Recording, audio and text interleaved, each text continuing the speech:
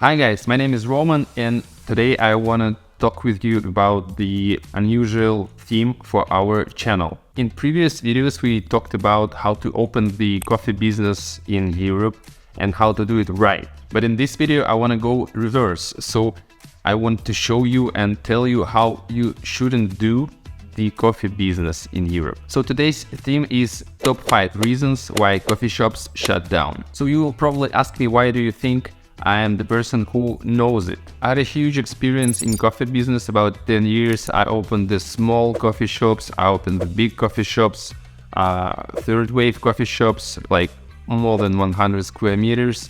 And now I have experience in coffee business in Europe. So I have the knowledges that I wanted to share with you how you shouldn't do it, how you shouldn't do the coffee business in Europe. So let's start with the reason number 1.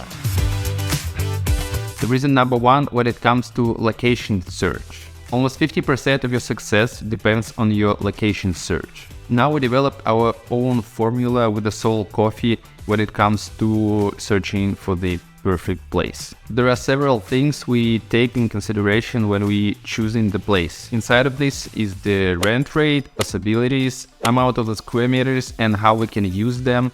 So there is a lot of things inside that you have to know about. If some points is not working, you're not using your potential place. This is the most important rule. Sometimes the points doesn't fit and you're trying to overestimate the potential place just to take it, just to start the business. And this is the most common and the most important question for the new guys who is just open something in the first time. So just remember, if the place doesn't fit you right, there is no solution that here is gonna be the coffee shop. Just forget about it. Sometimes the new guys think that they can do the best marketing instead of trying to find something better, And this is usually when it comes to an end. So this is the beginning of the first mistake. The second mistake is when the price for the potential place is overpriced. And it happens a lot. When you see the perfect place, you think that this place will fit me for 100%. Sometimes it's really overpriced. And maybe for the financial model in this place, you have to sell 1 cup per 1 minute just to, work. So what I'm trying to say is that you have to have the financial model before you start. In our project, in our Soul Coffee project here in Europe, we have the financial model before we just started. And we exactly know how much money we can spend on the rent to make the turnover. And we exactly know how much money we can spend on the rent to make the break even. And this is what you have to do before you will start. Don't run. I see a lot of mistakes right now, even here in Europe. The person have 50,000, 100,000 euros and he runs and see the perfect place, just the first one, and sign the agreement already. And then after the time he realized that he works only for the landlord, And after this situation he tries to make the financial model and he realized that this place is not perfect for him, but he cannot move his coffee shop to the next place because he already made some installs inside, rebuild something, and you cannot take it with you. So make sure you will have the financial model and then go straight to the finding the perfect place. If you don't have your financial model, we will attach our financial model. It will help you. You can improve it for yourself and use it for good. So the next reason, the next mistake is when you don't have enough control for your employees and not enough control for your inventory. So probably there is 2 models inside. In first one, you have the employees. In second one, you don't have the employees. For example, for us in our Soul Coffee business, we don't have the employees. But anyway, in my other project, we have the employees. And I know exactly you should take care of your employees all the time. Just imagine you started the business and your first goal is to make a lot of people who is coming to your place happy, to make your place full of loyal guests. And this is the first connection, your employees. So these guys, only the first ones who will speak with your customers, and these guys just have to be maximum happy, maximum work for your business, and be 100% responsible for your product. And you are the one who needs to make sure that your employees working for 100%. So my first advice is to make scripts for your employees. Make sure to put everything there. I mean, all of the words, all of the phrases, all of the nice, maybe some catchy phrases again. And you just can be the customer of your coffee shop. Just sit somewhere not close to your employees and try to listen them, how they pronounce it, how they working with your scripts, and just make sure that they are willing to do it. Then my second advice is to make the inventory management system. Sometimes you can buy the program which will help you, and sometimes you can just use your Word, Excel, whatever, and just try to control it every day, because you have to do it at the beginning. Sometimes people just realize that their employees are just stealing something, and this is not the something new. This is really old, and it could be milk, it could be beans, it could be anything. And you need to understand that this system, it has to be in your business from the very first day, from the beginning. Otherwise, then you will understand that you are selling a lot of products, a lot of coffee, a lot of cheesecakes, maybe, I don't know, and you're not just getting the money, and something is missing. And at this moment, sometimes people just, losing their motivations, and they disappointed in business and think that business is not for them. And this is not true. They just forgot about the control.